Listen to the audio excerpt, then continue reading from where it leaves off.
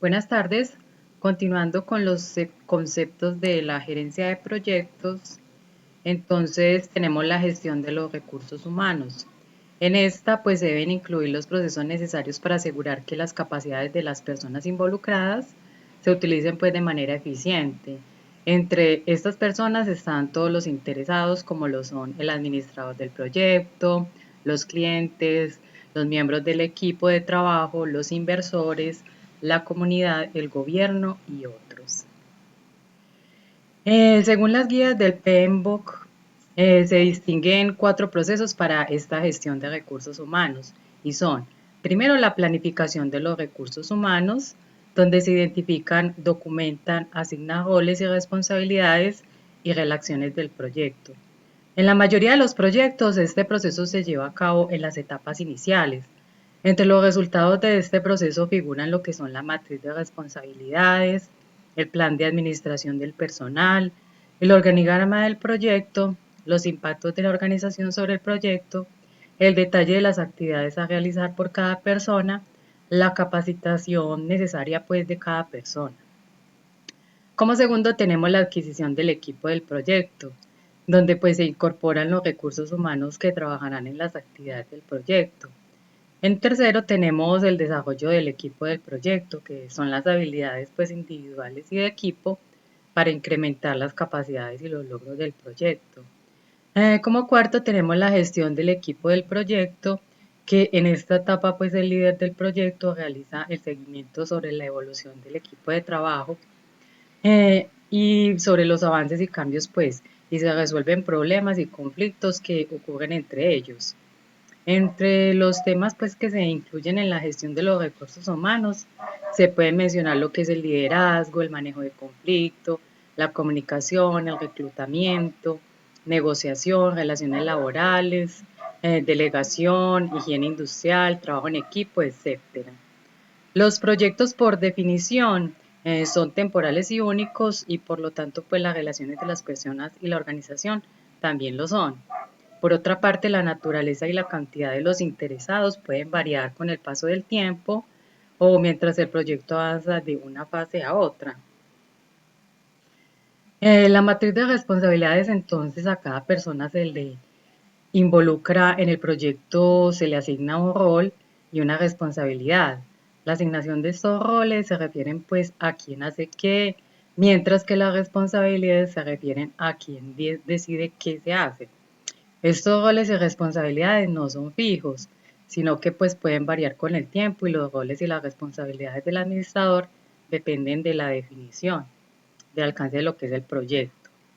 Estas relaciones se pueden representar entonces en esta matriz de responsabilidades y este es pues un método utilizado para mostrar en un formato de doble entrada quiénes son las personas responsables de realizar las actividades.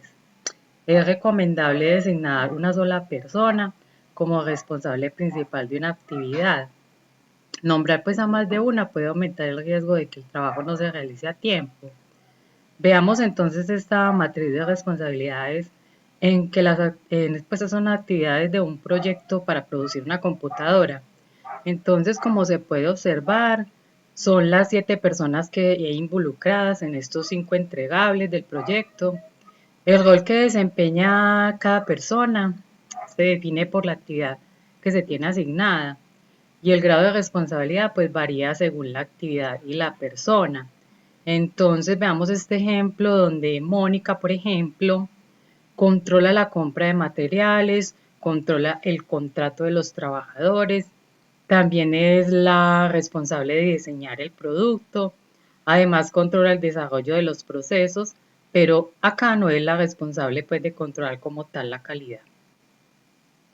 En la gestión de las comunicaciones, entonces acá se incluyen pues los procesos necesarios para asegurar que el proyecto genere, recolecte, distribuya, almacene y disponga de información en tiempo y forma.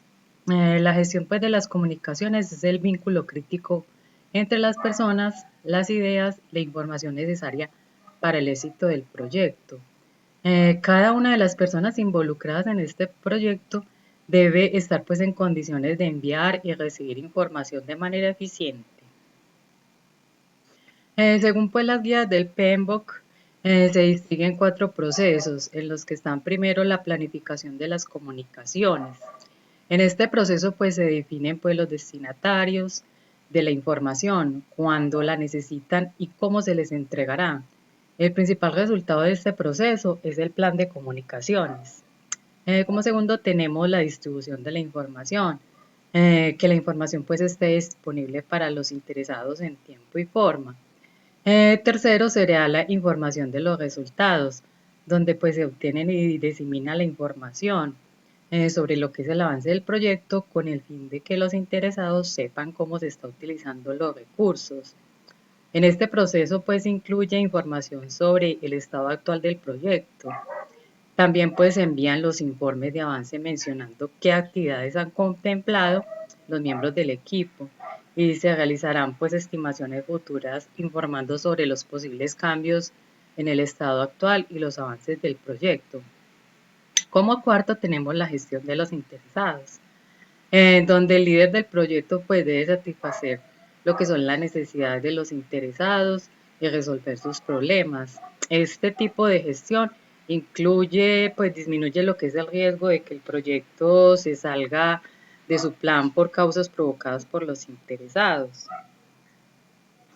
Bueno, el análisis de los interesados, entonces tenemos que para una eficiente gestión de las comunicaciones es necesario que los administradores identifiquen a los interesados, determinen qué necesidades y luego administren e influyen sobre esas necesidades para alcanzar lo que son los objetivos.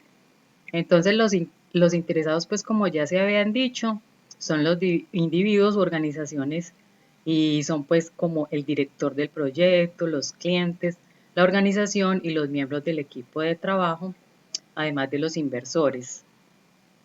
Estos pues existen también otras categorías de interesados, como los que están los socios, los fundadores, los vendedores, contratistas, etcétera.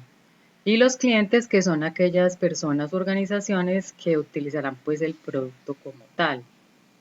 Los miembros del equipo de trabajo son aquellas personas que se llevan a cabo las actividades del proyecto. Estos pueden ser miembros internos de la organización o contratados externos. Los inversores entonces son aquellos individuos que aportan los recursos financieros al proyecto, ya sea en efectivo o en especies. El conflicto pues de los intereses entre los interesados se debe analizar cuáles pues son los intereses particulares de cada grupo. Controlar las distintas expectativas de los interesados suele ser muy dificultoso porque pues cada uno de ellos puede tener intereses pues contrapuestos. La información acorde pues a las necesidades de los interesados debería ser analizada en forma cuidadosa para desarrollar una metodología lógica y entonces así satisfacer pues con la provisión de la información adecuada. De este modo pues se podría también evitar derrochar recursos en sistemas de información que no son apropiados. En cuanto al plan de las comunicaciones, como ya se había dicho, entonces los procesos de administración del proyecto tendrán como resultado documentos con distinto tipo de información. Recordemos que estos documentos son el acta de constitución del proyecto, la descripción del producto y entregables, documentación técnica, agendas de trabajo, presupuestos, la matriz de responsabilidades, las normas para controlar la calidad, reportes pues, de avances del proyecto y otros documentos. El modo en el que debe administrarse esta información figura en el plan de comunicaciones del proyecto.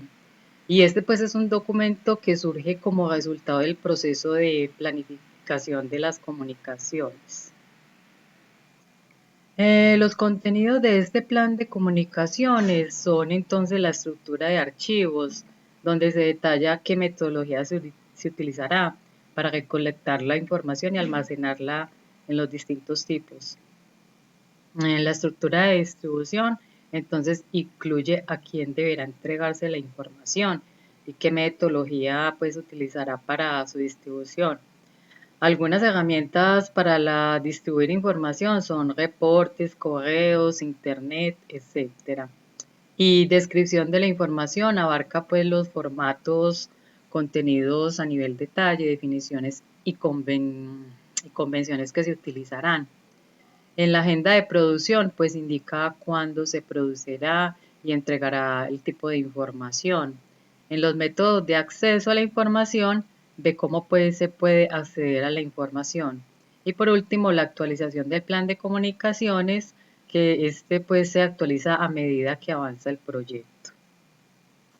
En la información de los resultados del avance puede tener una periodicidad diaria, semanal, mensual, etcétera. Pues en el proceso de información de los resultados se distribuyen los informes de avance del proyecto para que se conozca pues el estado actual, el avance y las estimaciones futuras sobre los posibles cambios del proyecto. El contenido que suele presentar un informe de avance es el siguiente, de contener los logros del informe anterior, la situación actual del desempeño del proyecto, avance hacia la solución de problemas identificando pues previamente, problemas por solucionar en un futuro, especificaciones de acciones correctivas a realizar en el futuro y las metas a alcanzar en el próximo informe. Las herramientas entonces para informar sobre los resultados del proyecto, entonces existen pues varias técnicas. Está la técnica de la revisión del avance, que consiste en realizar reuniones periódicas para discutir el estado del avance del proyecto. En estas reuniones entonces se pueden aplicar algunas de las herramientas como lo son el análisis de las variaciones del proyecto, que es una herramienta pues que se utiliza para comparar los resultados planeados con los resultados observados en tiempos estimados, pero se pueden pues utilizar para medir los desvíos de alcance, los recursos, la calidad y el riesgo del proyecto. También mediante el análisis de tendencias se analizan pues los resultados del proyecto a través del tiempo para evaluar si su desarrollo es positivo o negativo. Y por último, la más utilizada para evaluar el estado del avance del proyecto es la que se denomina la técnica del valor ganado, que se explicó pues anteriormente en la gestión de costos. Veamos este ejemplo en la tabla en donde tenemos la estructura de desglose, el presupuesto, el valor de trabajado, el costo real, el índice de desempeño del costo, el índice de desempeño de la agenda, el cual pues es un resumen pues de un informe de resultados sobre los avances de un proyecto. Bueno, entonces ahora continuamos con la gestión de riesgos, donde el riesgo del proyecto es un evento incierto que en caso de que ocurra tiene pues un efecto negativo o positivo sobre los objetivos del proyecto. La administración del riesgo del proyecto es un proceso sistemático que identifica, analiza y responde a los riesgos del proyecto. En este proceso se incluye tanto la maximización de las probabilidades y las consecuencias pues, de los eventos positivos como la minimización de las probabilidades y pues, las consecuencias pues, de los riesgos negativos. Entonces, según la guía del PMBOK, se distinguen pues 6 procesos de la gestión para la administración del riesgo. La primera es la planificación de la gestión de riesgos. Cómo se va a planificar entre las distintas actividades. La segunda es identificación de riesgos, donde se determinan cuáles son los riesgos que podría llegar a afectar el proyecto y se documentan pues sus características. El tercero sería análisis cualitativo de los riesgos, donde se evalúa el impacto y la probabilidad de los riesgos identificados, priorizando según su potencial impacto sobre el proyecto. Los podría definir en términos cualitativos, por ejemplo, riesgo alto, riesgo medio, riesgo bajo. El cuarto es el análisis cuantitativo de riesgos, donde se analiza numéricamente pues, la probabilidad de cada riesgo y su consecuencia sobre los objetivos del proyecto. Este proceso cuantitativo utiliza técnicas de simulación y métodos pues, de análisis decisional. Para estimar cuál es la probabilidad de ocurrencia de un evento, se pueden calcular pues en porcentajes. Por ejemplo, el proyecto tiene un 85% de probabilidad de tener rentabilidad positiva. El quinto sería la planificación de la respuesta a los riesgos, donde se desarrollan opciones y se determinan pues las acciones para mejorar las oportunidades y reducir lo que son las amenazas sobre los objetivos del proyecto. Este proceso incluye lo que es la asignación de los responsables de implementar cada respuesta al riesgo. ¿Y cómo es esto? Tenemos el seguimiento y control del riesgo, donde se lleva a cabo lo que es el seguimiento de los riesgos identificados. Se detectan aquellos riesgos residuales que no están identificados con anterioridad y se identifican pues los nuevos riesgos. En este proceso también pues se intenta asegurar pues el adecuado desarrollo del plan del riesgo y se evalúa la efectividad en cuanto a la administración del riesgo. Bueno, en la identificación de riesgos, pues es necesario analizar las distintas causas que pueden dar origen a estos riesgos. Por ejemplo, pueden existir riesgos por demandas legales, ya sea por falta de seguridad física dentro de la fase de construcción de un proyecto o también por fallas físicas del producto como consecuencia de un adecuado control de calidad. Hay riesgos entonces internos y externos. Entre los riesgos internos tenemos fallas en los sistemas de computación, enfermedades del personal, muertes, renuncias, incendios, robos. Eh, bueno, entonces estos factores podrían pues ocasionar lo que son la pérdida de recursos críticos del proyecto, como la materia prima, el personal jerárquico, el equipamiento, las bases de datos, etcétera. Y también tenemos los riesgos externos que están lo que son los cambios tecnológicos, el cambio en los precios, el cambio en los gustos de los consumidores, el cambio en las políticas del gobierno o la legislación ambiental, los cambios en las regulaciones del comercio exterior y las variaciones del tipo de cambio o las tasas de interés. Todos estos cambios pues podrían pues afectar el valor del producto final del proyecto. Entonces revisar documentos, supuestos y proyectos similares son herramientas utilizadas para la identificación de riesgos. Está pues la revisión de la documentación. Dentro de los documentos pues deberían presentarse especialmente a los supuestos realizados para estimar los egresos e ingresos futuros. En caso pues de que estos supuestos no estén bien planteados o sean difíciles de justificar, todos los ingresos y egresos asociados pueden tener un alto grado de riesgo en su cumplimiento. Otro documento es la matriz de fortalezas, oportunidades y debilidades y amenazas. También pues se puede revisar proyectos similares realizados en el pasado para evaluar si alguno de los riesgos históricos podría repetirse en los proyectos actuales. Bueno, tenemos otras herramientas como son la lluvia de ideas, entrevistas y el método Delphi. Entonces tenemos pues que la lluvia de ideas donde varios integrantes del equipo de trabajo se reúnen a discutir sobre pues, los potenciales riesgos del proyecto. Otra herramienta es entrevistar pues a distintos miembros del equipo del proyecto para que transmitan su percepción sobre los riesgos potenciales. El método Delphi es el que donde especialistas de distintas áreas del proyecto aportan la opinión sobre los potenciales riesgos del proyecto. Entonces, en este proceso se pueden identificar una gran cantidad de riesgos del proyecto y estos resultados de la identificación de riesgos es que detectan pues las necesidades de acciones correctivas. En el análisis cualitativo de los riesgos, entonces se puede cuantificar el riesgo dependiendo, para cada uno de los riesgos se identifica la probabilidad de ocurrencia y la magnitud del tiempo del impacto pues sobre el proyecto. La probabilidad de ocurrencia se puede medir en bajo, muy bajo, medio, alto, muy alto. Y cuán grave sería el impacto sobre el proyecto, muy bajo, bajo, medio, alto, muy alto. Entonces, sobre la base de estas definiciones de impacto y la probabilidad de ocurrencia, se puede elaborar lo que es una matriz de doble entrada.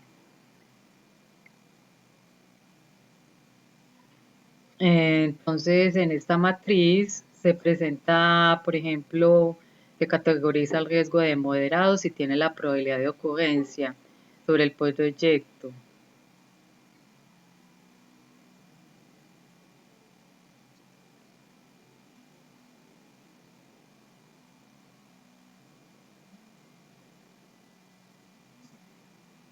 Eh, bueno, entonces, como decíamos, se pueden categorizar. Entonces, también se podría cuantificar lo que es, como se ve en la tabla de la parte inferior, colocando una valorización ordinal a la probabilidad de ocurrencia del impacto como se observa en la tabla, pues. Estas tablas son de gran utilidad para ordenar y priorizar pues, los riesgos una vez ordenados en función del puntaje. Aquellos riesgos de mayor puntaje relativo serán pues los candidatos a profundizar el análisis, mientras que los de bajo puntaje no son relevantes como para destinar mayores recursos en analizarlos. El análisis cuantitativo, entonces, de riesgos, tenemos los métodos y herramientas para este tipo de análisis numérico, que pueden ser lo que son las entrevistas con expertos, mediante las cuales se estiman pues, los que son los distintos valores para una misma variable. Otros métodos más complejos para calcular numéricamente el riesgo de cada variable son el análisis de árboles de decisión y está el modelo de simulación como es el Monte Carlo. En la planificación de la respuesta de los riesgos, entonces una vez que se identifican y cuantifican y priorizan los riesgos, se deben elaborar un plan de respuesta o reacción ante los riesgos potenciales. Una vez identificados, entonces se deben elaborar un plan de respuesta de reacción ante los riesgos potenciales. El principal resultado entonces de la planificación de la respuesta al riesgo es un documento escrito que se denomina lo que es el plan de respuesta al riesgo o registro de riesgo. En este plan se realiza con detalle suficiente para poder implementar lo que son las medidas correctivas en aquellos casos en que sean necesarios. El contenido que generalmente incluye el plan de riesgo es la descripción de la identificación de riesgos, áreas de apoyo sujetas a ser afectadas por el riesgo, posibles causas del riesgo, efectos del riesgo sobre los objetivos del proyecto, los responsables de implementar las respuestas del riesgo, los resultados de los análisis cualitativos y cuantitativos, las respuestas consensuadas para enfrentar el riesgo, ya sea evitar, transferir, mitigar o aceptar. Están los riesgos residuales que seguirían existiendo, aunque se implementen pues las estrategias contra el riesgo. Está el presupuesto del plan de respuesta y la agenda para implementar la respuesta. Además tenemos los planes de contingencia. En el seguimiento y el control de los riesgos, entonces este es el proceso de mantener un registro de los riesgos identificados, monitorear los riesgos residuales, identificar nuevos riesgos potenciales una vez iniciado el proyecto. Entonces, con el propósito de realizar un adecuado control del riesgo, es necesario asegurar la ejecución de los planes del riesgo y evaluar pues, los resultados de su efectividad. El control del riesgo se puede involucrar estrategias alternativas tales como sería implementar un plan para contingencias, realizar una acción correctiva, reformular la planificación del proyecto.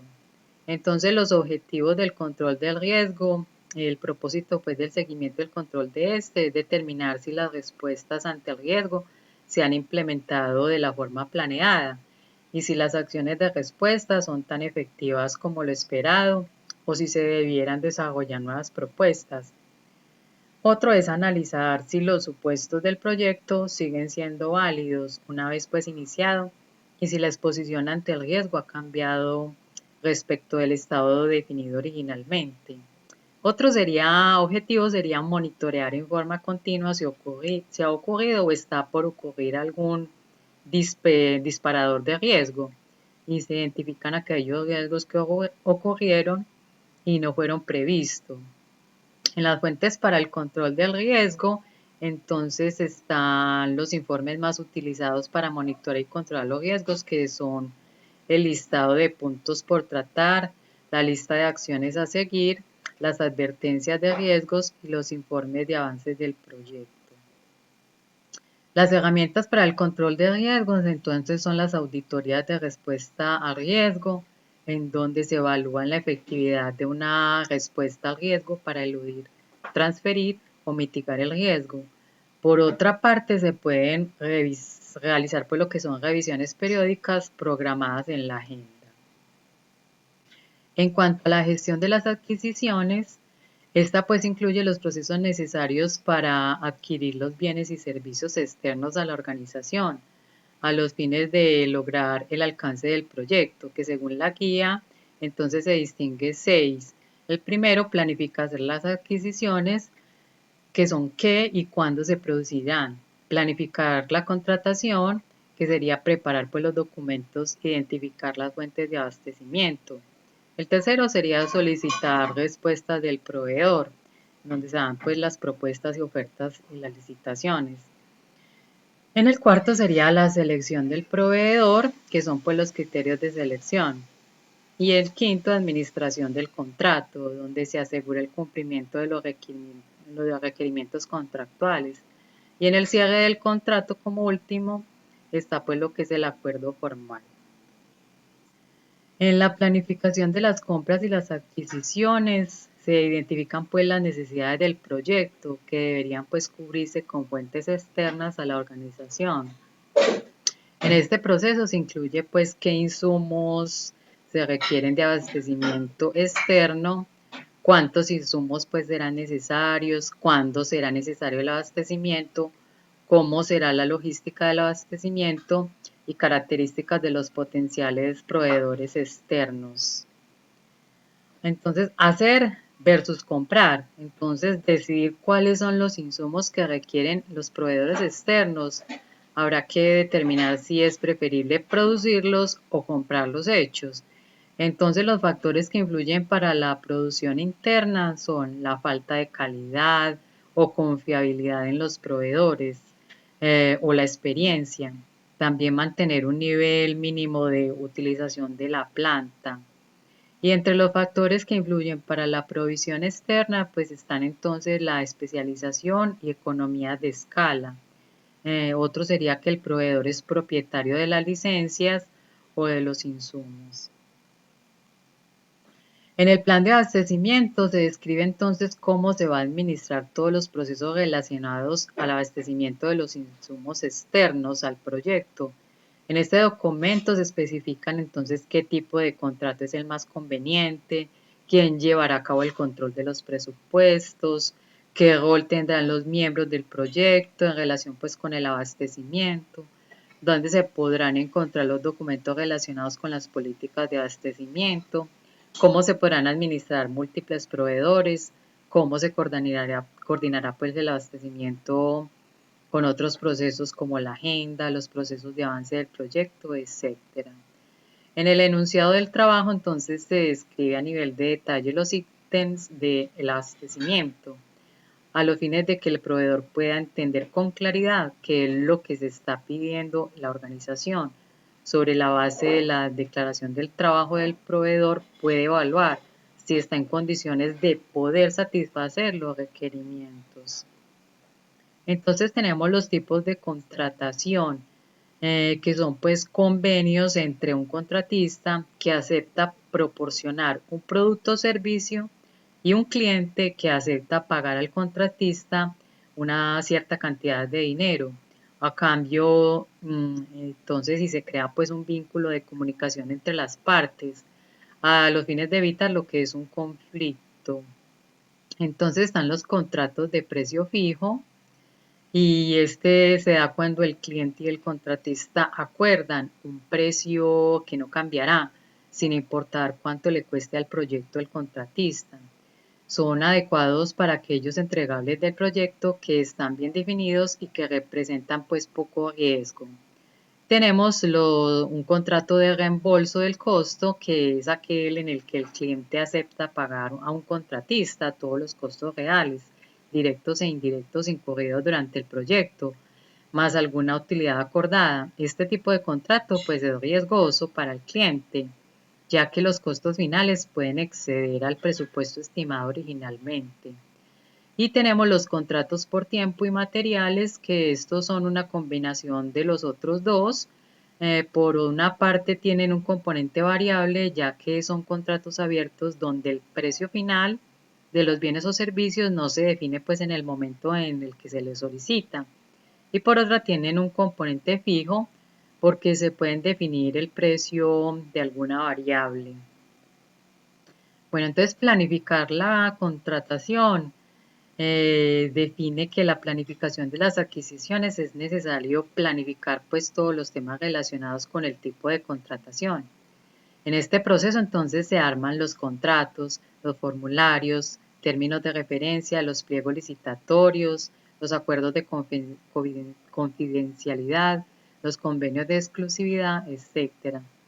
En estos contratos, pues además de establecer si serán contratos de precio o fijo o variable, entonces deben definirse si serán contratos llave a mano o por administración de materiales. También pues deberán quedar como claro lo que es la forma de pago, si es entonces contra entrega del producto o con pagos anticipados.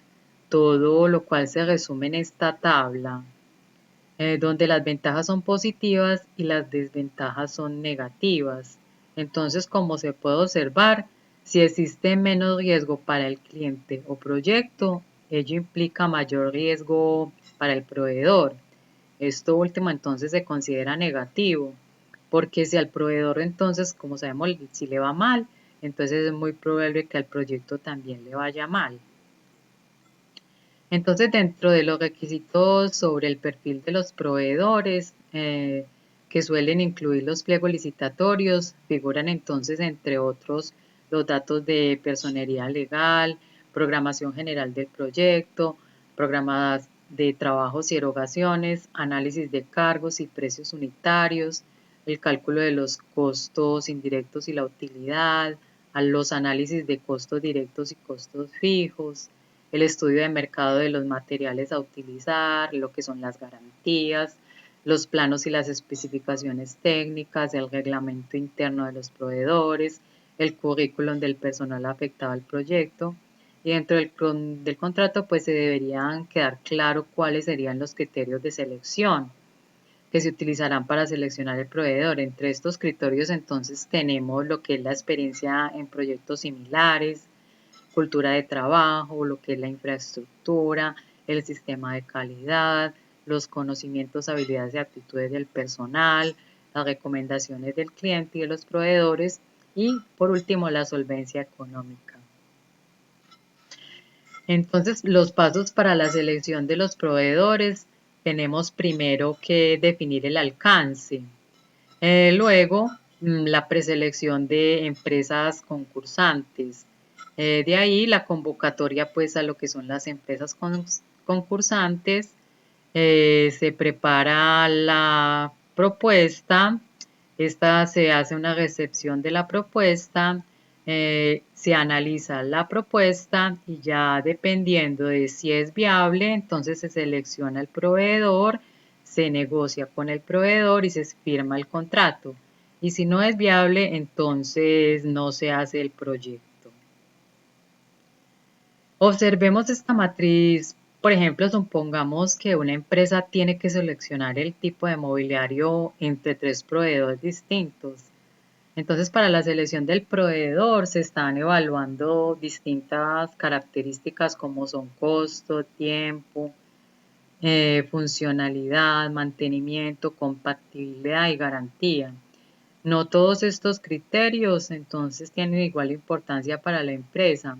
Las propuestas entregadas pues por cada proveedor fueron revisadas por 4 funcionarios para decidir sobre estos. Entonces estas personas calificaron cada una de las características de los materiales con una escala de 1, que es malo, hasta el 10, que sería excelente. Sobre la base de la respuesta de cada funcionario, se calculó pues un promedio simple de las calificaciones para asignar un único valor a cada criterio. Entonces, en esta tabla se presenta la matriz de selección donde se calcula el puntaje de cada proveedor multiplicando por la ponderación de la calificación de cada criterio. Como se puede observar, el mejor puntaje total lo obtuvo el proveedor 3, entonces por lo tanto este proveedor debería de ser elegido. En la administración del contrato, pues entonces una vez seleccionado el proveedor y firmado el contrato, es necesario administrar el mismo en la etapa de ejecución del proyecto. En esta etapa, el director debe informar sobre los resultados del proyecto y su apego con lo establecido en el contrato con el proveedor. Asimismo, debe realizar pues lo que son los controles de calidad, el seguimiento de los riesgos y la administración de los cambios pues que sean necesarios. En esta tabla se muestra entonces una lista de chequeo de algunos ítems que deberían tener en cuenta al momento de administrar un contrato. Entonces tenemos los anticipos, los pagos, las retenciones, las multas y los premios, los programas de trabajo, la correspondencia con lo solicitado en el contrato, el apego a la calidad, los cambios al contrato, la garantía, los seguros en el cual se incluye el accidente de trabajo, acta de recepción del trabajo, entre otros. Por último, una vez pues que finaliza nuestra relación con el proveedor, se debe realizar un cierre contractual. La gestión de los interesados, entonces incluye, ¿qué es? Entonces esta incluye pues lo que son procesos necesarios para identificar a las personas, grupos u organizaciones que pueden afectar o ser afectados por el proyecto. ¿Qué vincula? Entonces, esta se debe tratar a los checkloaders, que los checkloaders pues son los diferentes grupos de personas que influyen en una empresa. Están los internos como los empleados, los gerentes y propietarios. Y entre los externos tenemos lo que son los proveedores, el gobierno y los clientes. Entonces, basados pues en estas suposiciones y en su capacidad de influencia sobre el proyecto. Entonces, ¿qué pretende? Entonces pretende trabajar pues con los interesados para revisar el grado de cumplimiento de sus expectativas y la incidencia y fomentar lo que es el compromiso con el proyecto.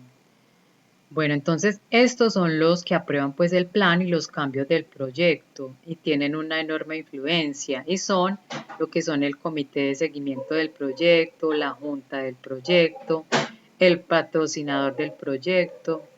En ocasiones el patrocinador del proyecto es un alto ejecutivo de la compañía que sirve de enlace con la superioridad. Entonces se estudia la relación que tienen los agentes del proyecto entre sí, la dependencia jerárquica, unos mandan, otros obedecen, sus intereses, etc. Entonces el director del proyecto debe tratar a los checkloaders del proyecto de acuerdo a un análisis basado en sus suposiciones y en la capacidad de influencia sobre el proyecto. Entonces, durante todo el ciclo de vida del proyecto, los interesados pueden aparecer, desaparecer, cambiar su influencia, etc. Entonces, los interesados del proyecto son identificados al inicio del proyecto y cuando se hace el acta de constitución del proyecto. Entonces, una vez identificados los interesados, pasamos pues a planificar cómo los gestionamos. En este proceso de dirección del proyecto del área PEMBO, hacemos pues un plan de gestión de los interesados detallado y una vez aprobado se debe comprobar que se cumple pues mediante dos procesos. Está el proceso de gestionar la participación de los interesados y el proceso de controlar el compromiso de los interesados. Entonces, una vez que el plan de gestión y participación de los interesados ha sido aprobado, pasamos a gestionar lo que es la participación, es decir, el proceso de ejecutivo.